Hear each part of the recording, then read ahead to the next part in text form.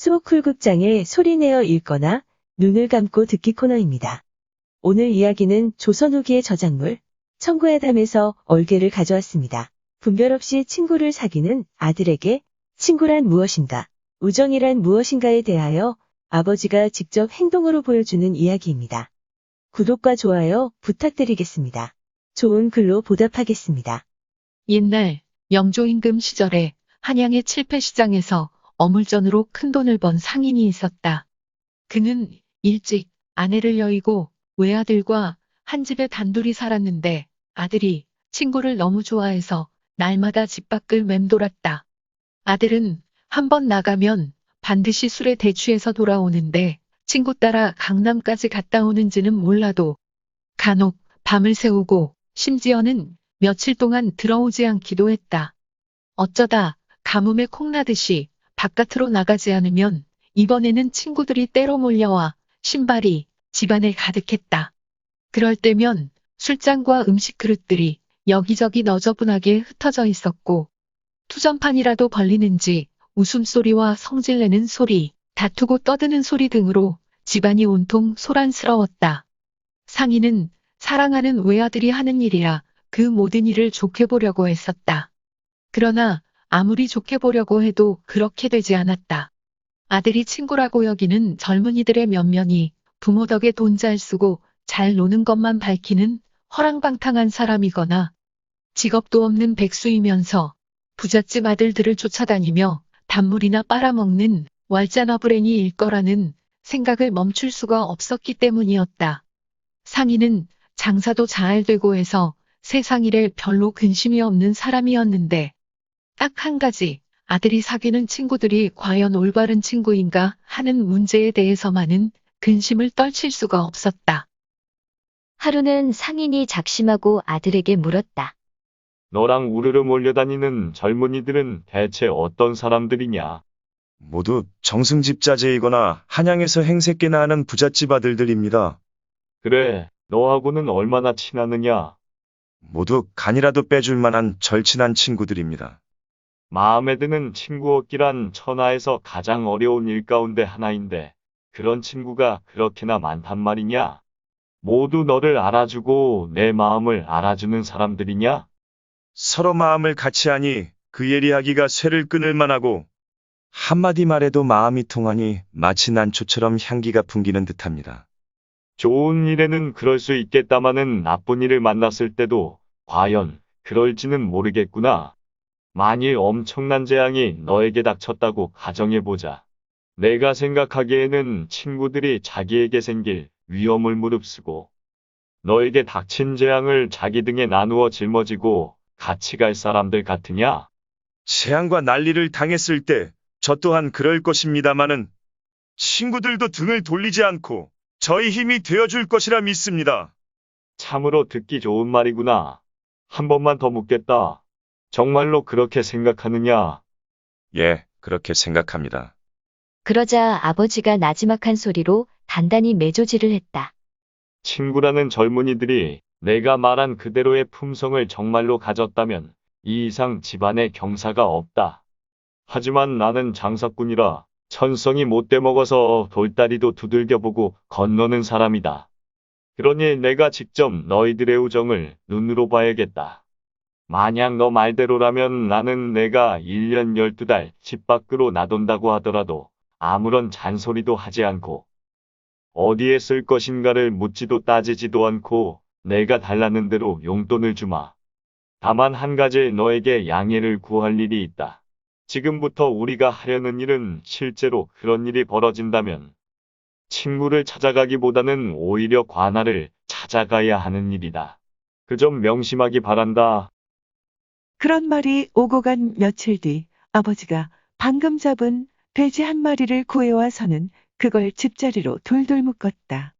축시가 되자 아들에게 그 돼지를 바지개에 얹어서 짊어지게 하고는 말했다. 내가 가장 친하다고 생각하는 친구 집으로 가보자. 부자가 앞서거니 뒤서거니 하면서 그 집에 이르렀다. 아들이 대문을 두드리자 한참 뒤에 사람이 나왔는데 마침 친구였다. 자네, 이렇게 깊은 밤에 무슨 일로 왔나? 아들이 번민에 가득 찬 표정으로 말했다.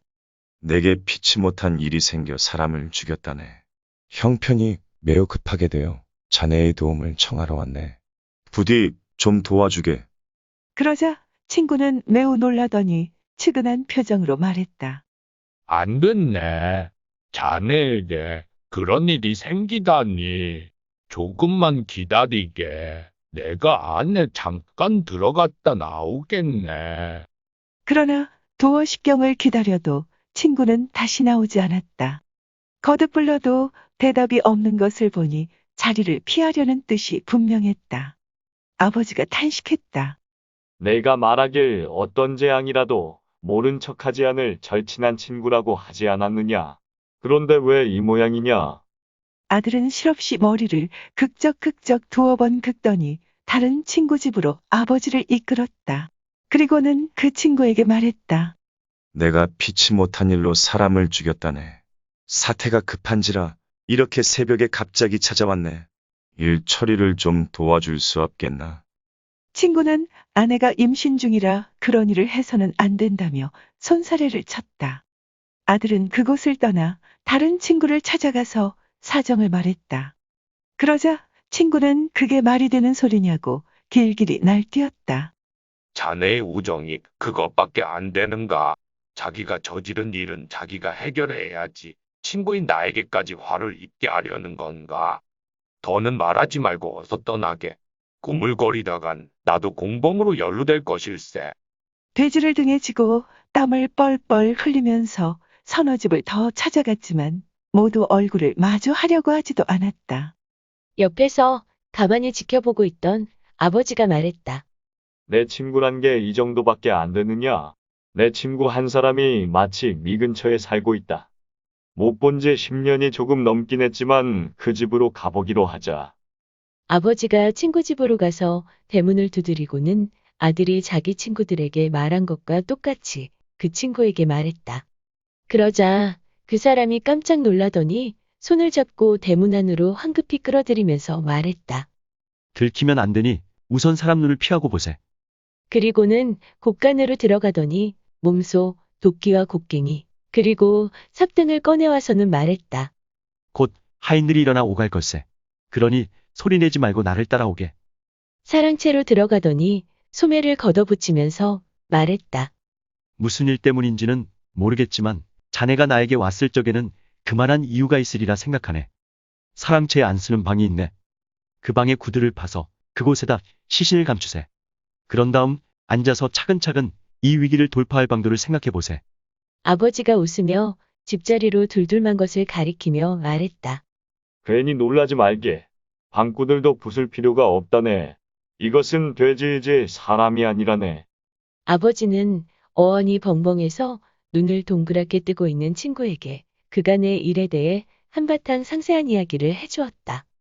그러자 아버지의 친구도 곡괭이를 집어던지고 웃더니 아버지의 손을 잡아 이끌고 사랑방으로 들어갔다.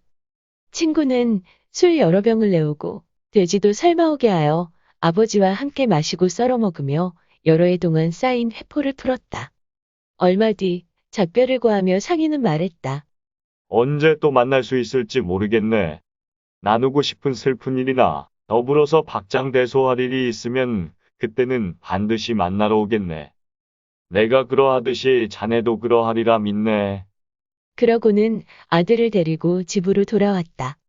아들은 매우 부끄러워하며 다시는 친구 사귀는 것에 대해 함부로 이야기하지 못할 뿐 아니라 같이 주색 잡기 하던 건달 친구들을 모조리 정리하고 부친의 가게에 나가 어물전이를 열심히 배웠다. 용어 설명에 올리겠습니다. 칠패시장은 조선 후기에 지금의 서소문 밖에 있었던 시장을 말합니다. 한양의 가장 큰 상업 중심지의 하나였다고 하는군요.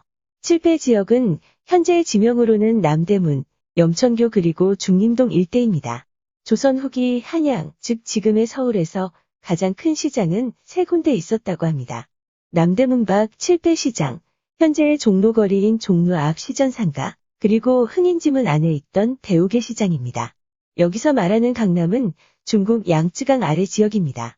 투전은 조선시대 노름 도구의 하나라는군요. 집자리는 지프로 엮어 만든 자리이고 매조지는 일의 끝을 단단히 단속하여 마무리하는 일입니다. 축시는 새벽 1시부터 3시 사이입니다. 가지개는 발채를 얹은 지게입니다. 발채는 짐을 싣기 위하여 지게에 얹는 소쿠리 모양의 물건입니다. 식경은 한 끼 밥을 먹을 시간으로 요즘 시간으로는 15분에서 20분 정도입니다. 손살에는 어떤 말이나 사실을 부인하거나 남에게 조용히 하라고 할 때 손을 펴 서의 젓는 일입니다. 참고 문헌 및 출처 소개 올립니다. 이강옥 교수가 번역한 저자불명의 조선시대 야사집 청구야담을 인용, 참고했습니다. 한국콘텐츠진흥원 문화콘텐츠닷컴의 기사와 함께 한국민속대백과사전과 한국학중앙연구원, 한국관광공사, 그리고 국민민속박물관의 홈페이지에 탑재된 사진도 빌렸습니다. 서울특별시 서울역사편찬원의 서울지명사전의 기사도 참고했습니다. 또 간송미술문화재단의 흥선대원군 난초 그림과 연합뉴스의 기산풍속도 그림, 그리고 조선시대 화가 김홍도, 신윤복, 김중곤, 김득신, 그리고 성엽의 그림 몇 점도 빌렸습니다.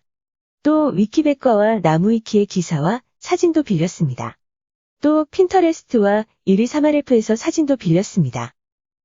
소쿨극장입니다. 다음 주 토요일에 뵙겠습니다. 다음에 뵐 때까지 안녕히 계십시오. 고맙습니다.